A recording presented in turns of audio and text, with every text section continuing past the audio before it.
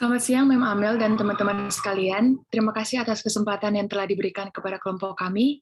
Pada kesempatan kali ini, kelompok kami akan membahas mengenai institusi militer yang ada di Myanmar atau sebelumnya dikenal sebagai Burma.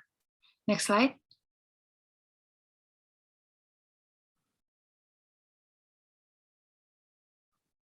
Kelompok kami beranggotakan saya sendiri, Jennifer Ivy, Hendy Gamshu, Disney Kinley, Sarah, dan Talia Nauli. Next slide.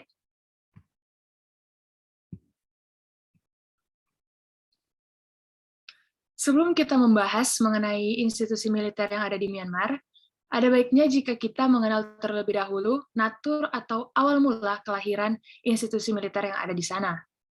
Angkatan Bersenjata Myanmar disebut dengan Tatmadaw.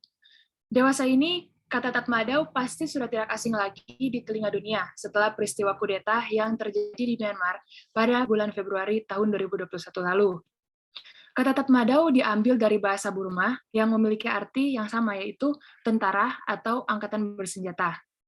Nah, jadi bagaimana sih awal mula munculnya Tatmadaw? Ketika Myanmar ingin memperjuangkan kemerdekaannya dari koloni mereka, yaitu Inggris, ayah dari Aung San Suu Kyi, yaitu Aung San, yang merupakan seorang aktivis, bersama dengan kelompoknya, mendirikan tentara pada tahun 1941. Mereka awalnya dilatih oleh Jepang, dengan nama Burmese Independence Army atau BIA. BIA ini terlibat dalam proses invasi Burma oleh Jepang semasa Perang Dunia II pada tahun 1942. Tetapi pada akhirnya mereka malah berbalik untuk melawan Jepang dengan perang gerilya. Nah, kemudian setelah melewati berbagai proses dari perjuangan kemerdekaan mereka, karena harus mengusir Inggris dan mengurus invasi Jepang, pada akhirnya Burma mendapatkan kemerdekaan mereka dari Inggris di tahun 1948. Namun, setelah merdeka, masih terjadi gejolak domestik di Myanmar, yaitu gejolak kepemimpinan antara militer dan juga pemerintahan Myanmar. Beberapa ahli menyebutkan bahwa Tatmadaw sering digambarkan sebagai negara dalam negara.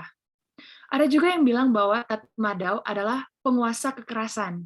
Padahal kan seharusnya militer merupakan pengelola kekerasan atau manager of violence. Tetapi ini malah sudah menjadi penguasa kekerasan yang merebut kekuasaan negara sendiri. Bahkan ada juga ahli yang mengatakan bahwa militer Myanmar itu sebagai negara, saking mereka itu memiliki dominasi yang sangat kuat di sana. Next slide. Baik, jadi selanjutnya saya akan menjelaskan peran institusi militer pada masa transisi ke sistem otoriter. Di tahun 1946 hingga 1962, pada saat itu Myanmar masih di bawah pemerintahan Perdana Menteri UNO yang menjalankan sistem pemerintahan sistem demokrasi parlementer, di mana pada saat itu sistem yang dijalankan itu tidak berjalan dengan lancar karena banyaknya masalah internal yang marak terjadi. Kemudian setelah melihat hal tersebut, militer ini tidak tinggal diam. Bahkan militer semakin mengambil alih fungsi administratif dan juga perpolitikan negara, yang dimana lama-kelamaan peran politik militer ini semakin melebar. Kemudian Jenderal Ne Win itu mendesak pemerintahan sipil, yakni Perdana Menteri UNO, untuk mengalihkan kekuasaan yang awalnya hanya bersifat sementara menjadi berkelanjutan kepada angkatan bersenjata di tahun 1962 hingga 1988. Di mana Jenderal Ne Win ini melancarkan kudetanya pada tahun 1962 yang membawa para pemimpin tentara ini kembali berkuasa di Myanmar. Kemudian sejak perpindahan kekuasaan pemerintahan militer, seluruh aspek kehidupan yang ada di Myanmar ini diambil alih oleh junta militer, di mana negara Myanmar yang ini lebih tertutup diri dari dunia internasional karena Ne Win ini menerapkan sistem ide sosialisme. Rezim ini tuh hanya mengakui satu partai politik sosialis yang mana mayoritas anggota partai tersebut tuh kebanyakan anggota militer. Kendali penuh yang dilakukan junta militer ini terhadap seluruh aspek kehidupan ini membuat banyak masyarakat sipil ini dirugikan, terutama banyaknya pelanggaran yang terjadi di mana-mana. Jadi sistem rezim yang keras yang diperkenalkan oleh Jenderal Ne Win ini pada tahun 1960-an itu semakin memburuk, yang dimana akhirnya membuat krisis ekonomi di Myanmar semakin parah, yang hal ini menjadi faktor runtuhnya rezim satu partai sosialis Jenderal Ne Win yang didukung oleh partainya di tahun 1988. Selanjutnya di tahun 1988 hingga 2011 kepemimpinan ini silih berganti.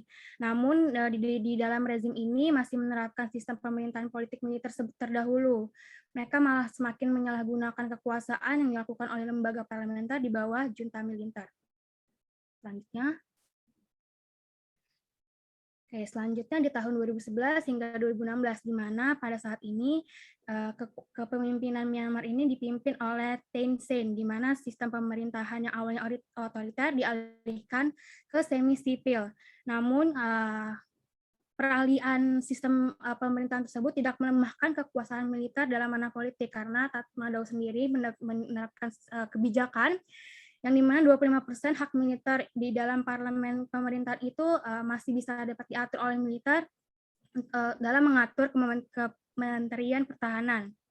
Kemudian adanya hak konstitusi tersebut pada rezim militer mengisi kursi parlemen yang dapat mengatur jalannya pertahanan di negara Myanmar. Dan di tahun 2016 hingga saat ini, Tatmadaw itu tetap mempertahankan hak militernya yang di mana 25% kursi di parlemen itu dijabat oleh junta militer. Karena hal ini tuh juga terjadinya pengaruh militer yang masih sangat kuat. Kemudian di tahun 2020,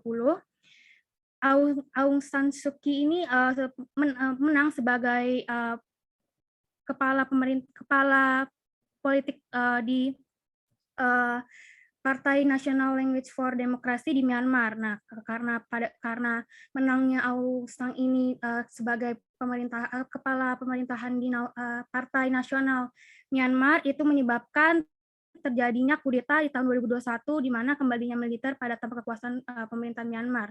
Dan hingga saat ini pihak militer masih mengambil alih ke semua kekuasaan negara di Myanmar. Selanjutnya.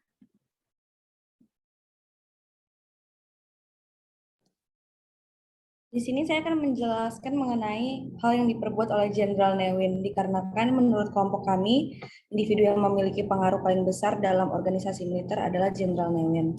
Pertama, ia membubarkan parlemen. Kedua, ia menasionalisasi ekonomi dari industri swasta dan mendirikan BSPP yang adalah Burmese Socialist Program Party dan berjalan selama 25 tahun tanpa hambatan. Yang keempat, ia menempatkan atasan militer kepada jabatan sipil. Dan yang kelima, bawahan militer dibiarkan terpisah dan mengontrol rival potensial dengan menghadapi berskala berkala. Next.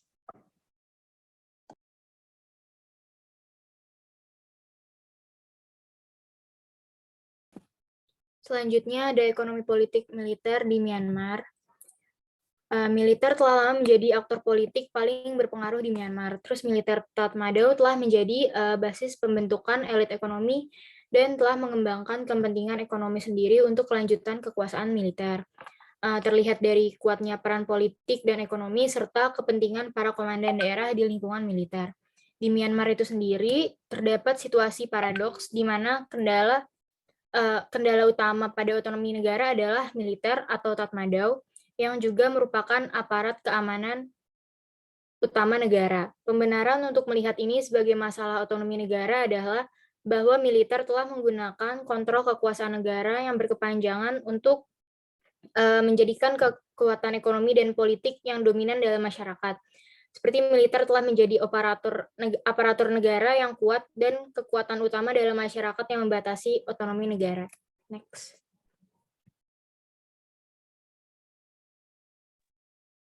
Sekarang kita akan membahas tentang future outlook dari relasi sipil dan militer di Myanmar. Myanmar sendiri itu telah gagal untuk menjalankan demokrasi dan menjaga persatuan negaranya, baik antara kubu sipil dan militer. Dalam mencapai demokrasi tersebut, diperlukan adanya keamanan, perdamaian, dan kebebasan berpendapat.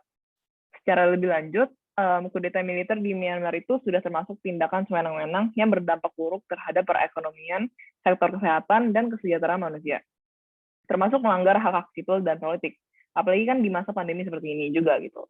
Pembatasan ditutup, terus internet diblokir, terus banyak banget serangan-serangan yang melanggar hak asasi manusia. Hubungan antara sipil dan militer di Myanmar sendiri sudah bisa dinilai cacat dan dari fakta bahwa adanya diktatoran militer dan pelanggaran hak asasi manusia dan sipil itu yang membagi Myanmar itu menjadi dua kubu yang berbeda, yang pro militer dan pro sipil. Bahkan di sana itu militer menjadi organisasi yang paling dibenci dan ditakuti di negara tersebut gitu. Tapi masyarakat tuh tidak tinggal diam doang. Berbagai perlawanan dan demo juga sudah dilakukan oleh masyarakat. Salah satunya ialah didirikannya National Coalition Government of the Union of Myanmar atau NCGUB. Nah, sebagai bentuk perlawanan terhadap militer. Jadi walaupun koalisi ini tuh belum mendapat pengakuan internasional, para anggotanya tuh kayak travel widely dan menyebarkan info keadaan Myanmar ini ke press, ke political leaders, dan sebagainya gitu. Nah, karena adanya perbedaan kubu di negara ini, jelas pasti masyarakat tuh ingin dan akan terus memperjuangkan kebebasan dan hak-hak itu mereka. Mereka pasti akan terus menuntut supaya militer itu turun dan mengembalikan politik negara tuh ke sipil. Sampai demokrasi bisa ditegakkan lagi, pasti kan akan terus ada perpecahan, terus peperangan, dan penurunan ekonomi di Myanmar.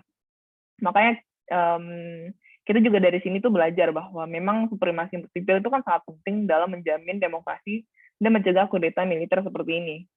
Dengan adanya konsep supremasi sipil, di mana militer tuh tunduk terhadap pemerintahan sipil, militer kan juga pasti secara langsung berada di bawah kepentingan masyarakat sipil. Mengingat bahwa pemerintah sipil itu merupakan representasi dan tunduk terhadap kepentingan masyarakat sipil.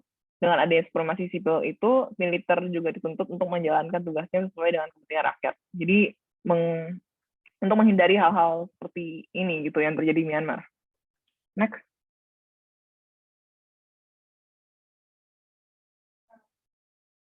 Oke, begitu presentasi dari kami. Terima kasih Ma'am Amel dan teman-teman. Thank you.